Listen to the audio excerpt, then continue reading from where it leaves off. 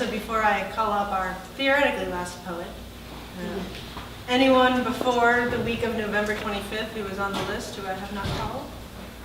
Going once, going twice. All right, one last reminder. All poets at the conclusion of this reading, please convene under the marquee while we still have light for a group photo. So Carol Hamilton came all the way from Oklahoma, and our last poet, the week of November 25th, is all the way here from Odessa. I'm so happy that people have wanted to be at this reading so much that they drove from very, very, very far away. So let's give a really big welcome to Loretta, Diane.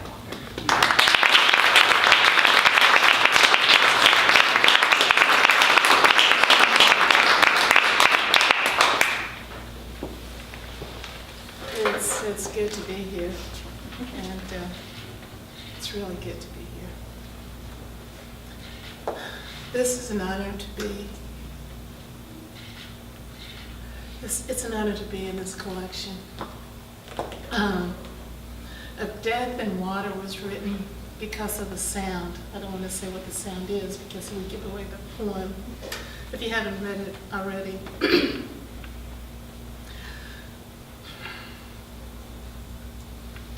Odessa yawns with 300 days of sunshine spilling from its dusty mouth.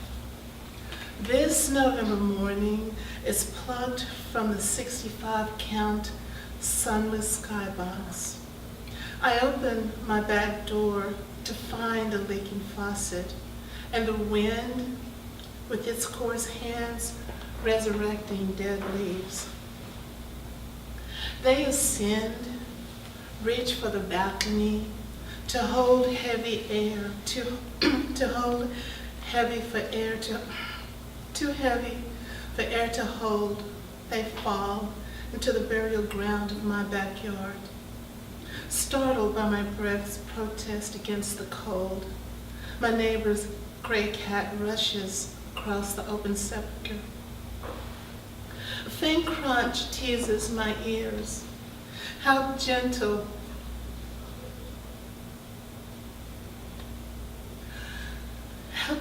the sound of death against paws and fur.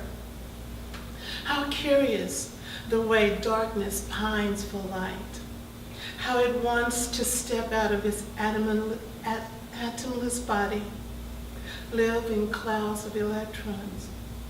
How this dripping faucet wants to be the Rio Grande with its voice of stone and water singing across borders. For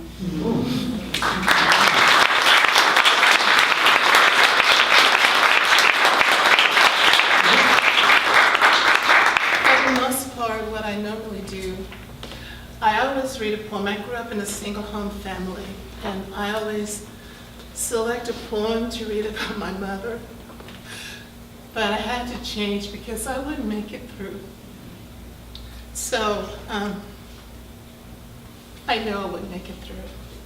So I'm changing gears here. And this is called Museum of Memory. And the epigraph reads, "Ever since happiness heard your name, it has been running through the streets trying to find you." One. In my mind's museum, violence and weeds are obsolete. Clocks have no hands. Tomorrow is a slow current. Water and a nimbus of light fill the gallery of my birth. I am wild with impatience, rushed to swim through my mother's womb. When she speaks my name into the universe, happiness puts on running shoes, chases my faint scent. It has no straight line to me. I wobble through the years, regretting, reliving, remembering, rejoicing in the artifacts of my life. 2. Memory returns me to Betsy McCall's flat world where innocence is two-dimensional, Glee plays on my tongue when my 6-year-old coffee-colored hands cut segregation's polite and glossy wardrobe from the magazine. I dress paper dolls with cotton candy-colored cheeks and hair the shade of summer wheat. After humming Jesus Loves the Little Children, I tell my white paper sister stories of 3 bears, a sleeping beauty, and a red-hooded girl. I do not have beautiful black fairy tales. 3.